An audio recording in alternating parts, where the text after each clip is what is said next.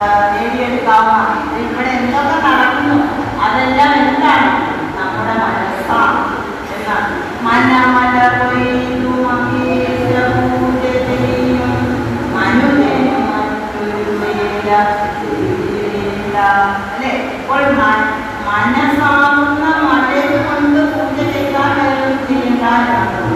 അങ്ങനെ കുറേ സ്ഥലത്തൊക്കെ നമ്മൾ മനസ്സിന്റെ പ്രാധാന്യം ആ മനസ്സുകൊണ്ട് നമ്മൾക്ക് എന്ത് നേടാൻ സാധിക്കും? നമ്മൾ ചുരുക്കൃതികൾ കൊണ്ട് പഠിക്കേണ്ടതെന്താ, അറിയേണ്ടതെന്താ, അതാണ് നാം ഇന്നിവിടെ ചർച്ച ചെയ്യുന്നത്. അപ്പോൾ ഈ മനസ്സെന്ന് പറയുന്ന സാധനം എന്താണ്? നമുക്ക് എല്ലാവർക്കും അറിയാം. നമുക്ക് എന്തുണ്ട്? മനസ്സുണ്ട്. അതുപോലെ പല ആൾക്കാരുകളുണ്ട് അവരൊരു ദുഷ്ട മനസ്സ്, ചില ആൾക്കാർ അവർ നല്ല മനസ്സുണ്ട്, അല്ലെ മഹാമനസ്സുകൾ, അല്ലെ അല്ലെങ്കിൽ ഇവർ എന്തൊരു ആൾക്കാർ എന്തൊരു മനസ്സായിട്ടുള്ളത് ഇങ്ങനെയൊക്കെ നമ്മൾ സംസാരിക്കാറുണ്ട്. അതെല്ലാം നമ്മൾ ഓരോ ലക്ഷണം കണ്ടിട്ടാണ് പറയാറുള്ളത്.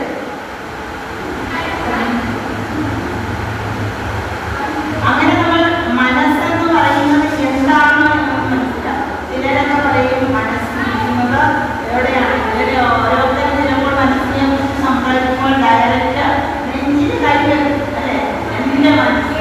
ഇപ്പോൾ നെഞ്ചിലാണ് മനസ്സിരിക്കുന്നത് ഇതുപോലെ. ചിലർ പറയുന്നതോ ഇവിടെ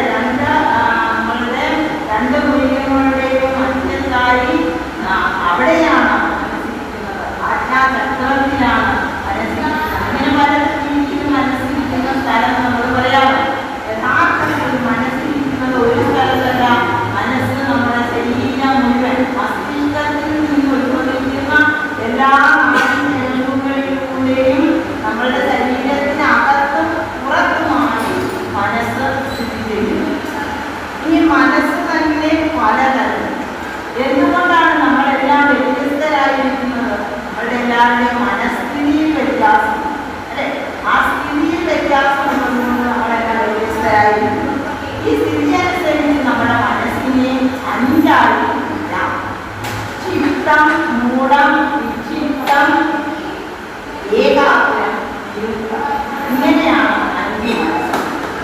ഈ അഞ്ച് മനസ്സിന് കേട്ടാൽ നമ്മളുടെ മനസ്സ് ഏതാണെന്ന് കണ്ടുപിടിച്ച് നോക്കാം, അല്ലെ. ചിത്തം എന്ന് പറയുന്ന മനസ്സ് അതായത് ലഭ്യങ്ങൾ സമ്പത്തൊക്കെ കണ്ടിട്ട് മക്തന്മാരായ, അല്ലെ എത്ര കിട്ടിയാലും പോലെ 10 കിട്ടിയതിൽ 100 മതിയെന്നും 100 കിട്ടിയാൽ സഹസ്രം വേണം, അങ്ങോട്ടേക്ക് പോവുക. അങ്ങനെ സ്വത്ത് കണ്ടിട്ട് അങ്ങനെയുള്ള ഭക്തന്മാരുണ്ട്, അല്ലെ. ഭക്തന്മാരുടെ അങ്ങനെയുള്ള ഭക്തന്മാരെന്ന് പറയുന്നത് എന്താണ്? അവർ ഭഗവാനെ ധ്യാനിക്കുന്നത്, ക്ഷേത്രങ്ങളിൽ പോകുന്നത്, പൂജ നടത്തുന്നത് എല്ലാം എന്തിനു വേണ്ടിയാണ്? അർത്ഥമുണ്ടാകാൻ, സമ്പത്തുണ്ടാകാൻ വേണ്ടി മാത്രമാണ്. അങ്ങനെ സമ്പത്തിനെ മാത്രം ആഗ്രഹിക്കുന്ന, ദ്രവ്യത്തെ മാത്രം, അതിലേക്ക് മാത്രം, അതുകൊണ്ട് മറ്റൊരായ ആൾക്കാരെയാണ് നമ്മൾ ക്ഷിപ്ത മനസ്സ് എന്ന് പറയുന്നത്. ഈ രണ്ടാമത്തെ മൂഢ മനസ്സ്. അവരുടെ മനസ്സ് മൂഢമാണ്. ആ മൂഢമായ മനസ്സെന്ന് പറയുന്നത് എന്തിനുള്ളതാണ്? അതായത് മദ്യം കൊണ്ടും അത്യാസക്തി കൊണ്ടും കാമാസക്തി, അസൂയ, അതുപോലെയുള്ള ക്ഷുദ്രമായ ചിന്തകൾ കൊണ്ട് എന്ത് ചെയ്യുന്നു? ആസക്തരായ, മത്തരായ, മദ്യത്തിന് അടിമപ്പെട്ടാൽ അവൻ മദ്യത്തിന് അടിമപ്പെടുന്നു. അതുപോലെ കാമത്തിന് അടിമപ്പെട്ടാൽ അവൻ എന്ത് വില കൊടുക്കുന്നു? അതിന് ആസക്തരാണ്. ഇതിൽ നിന്നൊക്കെയുള്ള പരിമിത ഫലങ്ങൾ അനുഭവിക്കുമ്പോഴാണ് അവർ ഞാൻ ചെയ്തത് തെറ്റായി പോകുന്നത്. പക്ഷെ അതിനെ അവർ മനസ്സിനെ കൊണ്ടുപോകും. മനസ്സിന്റെ പ്രത്യേകത എന്താണെന്ന് പറഞ്ഞാൽ മനസ്സിങ്ങനെ ജലം പോലെ, ജലം നമ്മളൊരു പാത്രത്തിൽ ഒരു ഗ്ലാസ്സിൽ ഒഴിച്ചാൽ ഗ്ലാസിന്റെ രൂപമാണ്, കുപ്പിയിൽ ഒഴിച്ചാലോ കുപ്പിയുടെ രൂപം. ഇത് തന്നെ മനസ്സ് എങ്ങോട്ട് ഒഴുകുന്നു അങ്ങോട്ടേക്ക് നമുക്ക് ഒഴുകാൻ പറ്റും, അല്ലെ. ഒരു പക, ഒരാളൊരു പകയും അങ്ങനെ പകയുണ്ടെങ്കിൽ ആ മനസ്സ് എന്ത് ചെയ്യും? അതിനെ വളർത്തും. അവിടേക്ക് മനസ്സിനെ ഒഴുകി അവൻ ആരായിരിക്കും? അവൻ അപകടകാരിയായിരിക്കും. അതുകൊണ്ട് അല്ലെങ്കിൽ അവന് അതിന്റെ ദുരനുഭവങ്ങൾ ഉണ്ടാകും. അതുപോലെ തന്നെയുള്ള വഴിയിലേക്കും നമുക്ക് മനസ്സിനെ ഒഴിച്ചു വിടാം. അങ്ങനെയാണ് മനസ്സിനെ ഒഴുകി നമുക്ക് എല്ലാ പ്രവർത്തനങ്ങളിലും നമുക്ക് വിജയിക്കാനും അതുപോലെ പരാജയപ്പെടാനും സാധിക്കും.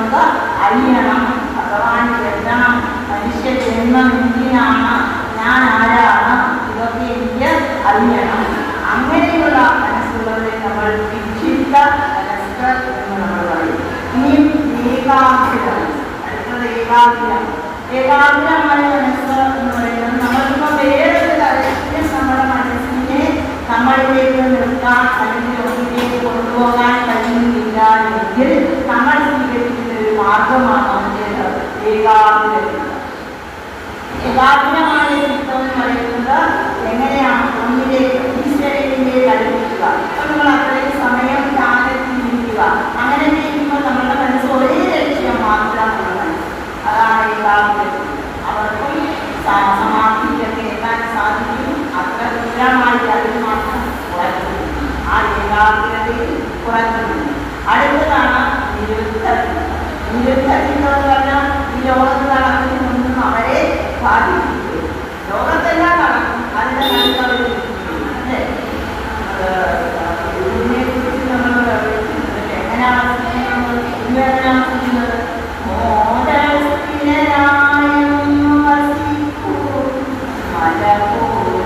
ഒരു മല അനങ്ങാതെ എങ്ങനെയിരിക്കും, അതേപോലെ ആ മനസ്സ് എങ്ങനെയിരിക്കുന്നു? മോദസ്ഥിരനാണ്.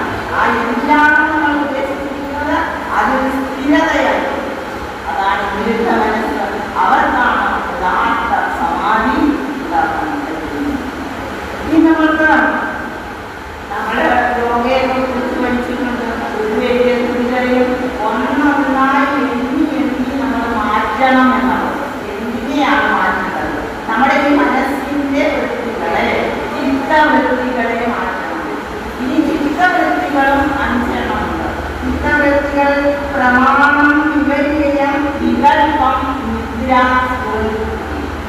പ്രമാണം തന്നെ മൂന്നെണ്ണം. പ്രമാണം പ്രത്യക്ഷ പ്രമാണം, അനുമാന പ്രമാണം, ആഗമ പ്രമാണം.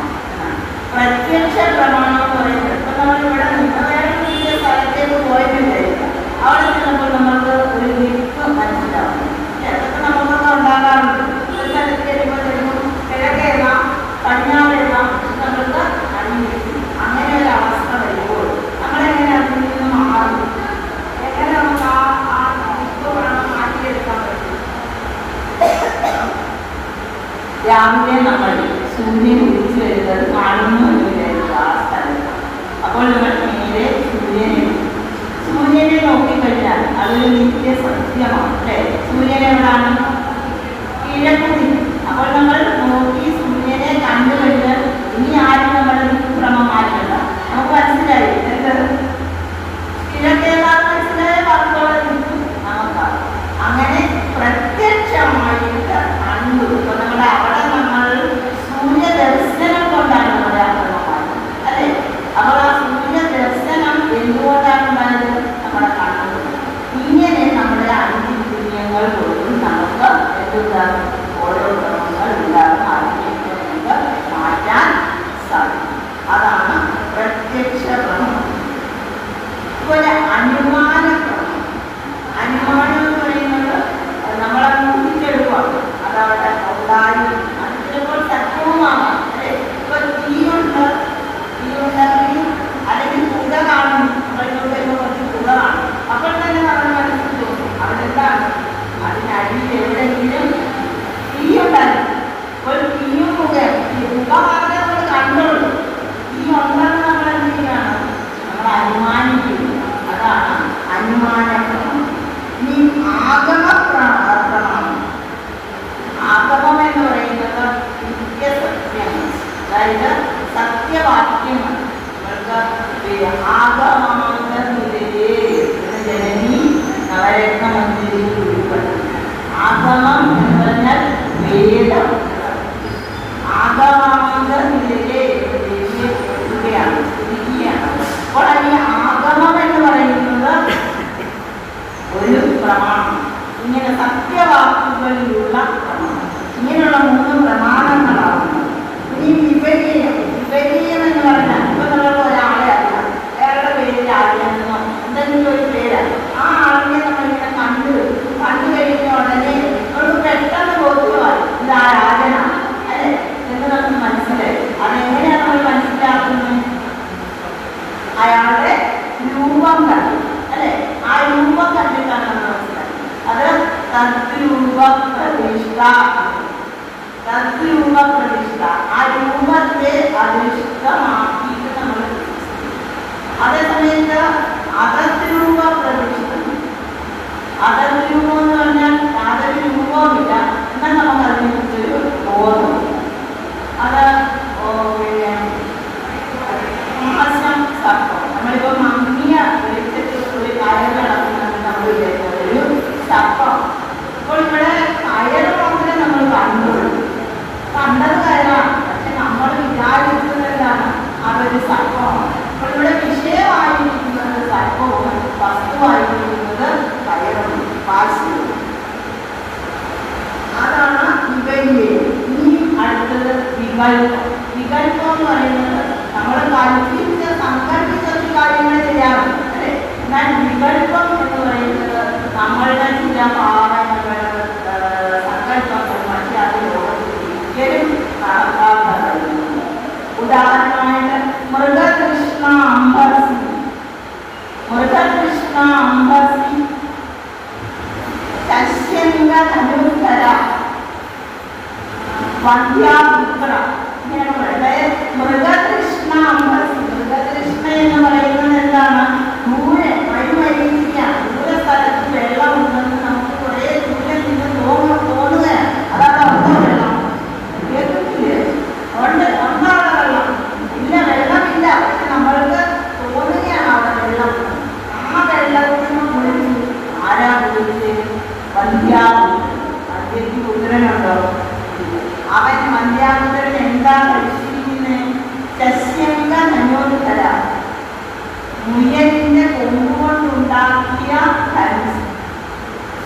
അപ്പോഴെന്താ മുയലിന് കൊമ്പുണ്ടോ? ഇല്ല. അപ്പോൾ ഒരാൾ വളരെ ഭംഗിയായിട്ട് ഇങ്ങനെ നമ്മളോട് ശ്ലോകം ചൊല്ലി കേട്ടുകൊണ്ടിരിക്കുക. മൃഗകൃഷ്ണാംബസി ശശ്യംഗ ധനോധര ആകാശപുഷ്പം, ആകാശ വന്ധ്യാപുത്രൻ. അതാ ഒരു വന്ധ്യാപുത്രൻ പോകുന്നു. അവൻ എന്തുകൊണ്ടാ പോകുന്നത്? എന്തിട്ടാ പോകുന്നത്? എന്താ ചെയ്തിട്ടാ പോകുന്നത്? മരുമയൂരികയാകുന്ന ജലത്തിൽ കുളിച്ച് സ്നാനം ചെയ്തിട്ട് അവൻ മുയലിന്റെ കൊമ്പുകൊണ്ടുണ്ടാക്കിയ മുയൽ ധരിച്ച് ആകാശപുഷ്പമാകുന്ന പുഷ്പങ്ങൾ കൊണ്ട് മാലയും ഇട്ടിട്ട് അതാ പോകും. ആര്? ഒരു വന്ധ്യാപുത്രൻ. ഇത് കേൾക്കുമ്പോൾ നമ്മളുടെ കയ്യിൽ എന്തോ ഒരു ചിന്ത വരും അല്ലേ. നമ്മൾ തെറ്റിയത് എന്താണ് പറയുന്നത്? ഒരു ബോധം നമ്മളിലുണ്ടാകും, നമ്മളൊരു കൽപ്പന അവിടെ ഉണ്ടാക്കി അത് അല്ലേ. അതാണ് വികല്പം. ശാസ്ത്രത്തിൽ ഇത് വെറുതെ ഉള്ള ഒരു ശ്ലോകമല്ല, വളരെ ഉദാഹരണമുള്ള ഒരു ശ്ലോകമാണ്. കാരണം ഇല്ലാത്തതിനെ സങ്കല്പിച്ച് ഉണ്ടാക്കി നമ്മളുണ്ട് എന്ന് പറയുന്നു. അങ്ങനെ പറയുന്നതല്ല ഈ ലോകത്തിൽ പ്രപഞ്ചത്തിൽ കാണുന്നതല്ല.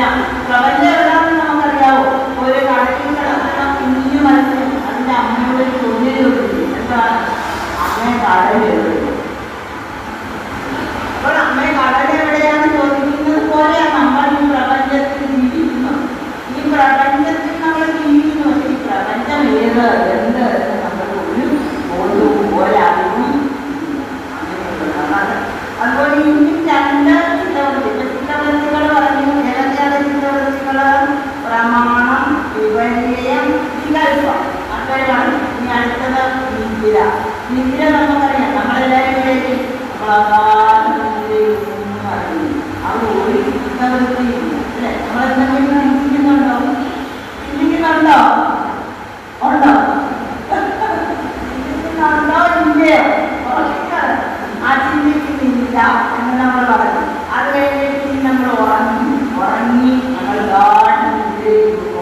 ഉറങ്ങിയതിന് ശേഷം അപ്പോൾ ഒരാൾ ചോദിക്കുക, എങ്ങനെ ഉണ്ടായിരുന്നു ഉറക്കം? നല്ല സുഖമായിരുന്നു. ഉത്തരം നമ്മൾ പറയുന്നത് എന്താണ്? സുഖമായിട്ടുള്ളു. ഇത് നമ്മൾ എങ്ങനെ അറിഞ്ഞു? നമ്മൾ അറിയുമോ അല്ലെ?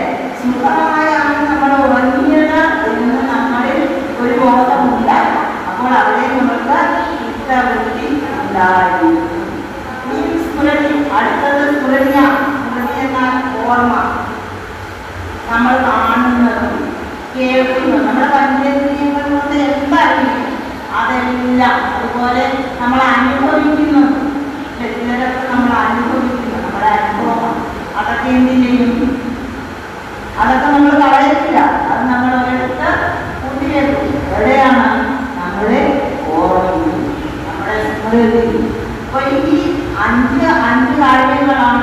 ചിത്തവൃത്തികൾ എന്ന് പറയുന്നത്. ഇവരെല്ലാം നമ്മൾ എന്ത് ചെയ്യണം? തുടച്ചു മാറ്റണം. ഒന്നൊന്നായിട്ട് എണ്ണി മാറ്റണം എന്നാണ്.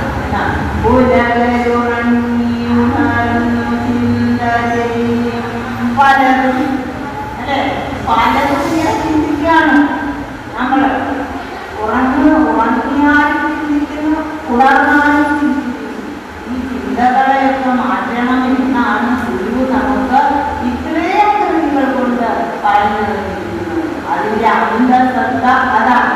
വായിക്കുന്നതിന് മുമ്പ് പഠിച്ചുകൊണ്ടിരിക്കുമ്പോൾ നമ്മളത് അറിഞ്ഞുകൊണ്ട് ചെയ്യുകയാണെങ്കിൽ നമുക്ക് കുറച്ചുകൂടെ ചില വാക്കുകളൊക്കെ നമുക്ക് വായിക്കാൻ അറിയില്ല. ബുദ്ധിമുട്ടുള്ള അറിയുന്നവരോട് പഠിക്കുക, കൃത്യമായിട്ട് ശരിയായിട്ട് വായിക്കുക, അതിൻ്റെ അർത്ഥം കൂടെ മനസ്സിലാകുമ്പോഴത്തേക്ക് കുറച്ചുകൂടെ നല്ല രീതിയിൽ മുന്നോട്ട് പോകാൻ സാധിക്കും. അപ്പോൾ എല്ലാവരും പഠിക്കണം. ഇതിനകത്ത് എഴുതി വെച്ചിരിക്കുന്നത് ഇതിൻ്റെ അന്തർശ്രദ്ധ ഇതാണ്. ഇനിയും എഴുതി വെച്ചിരിക്കുന്നതെല്ലാം എന്താണ്?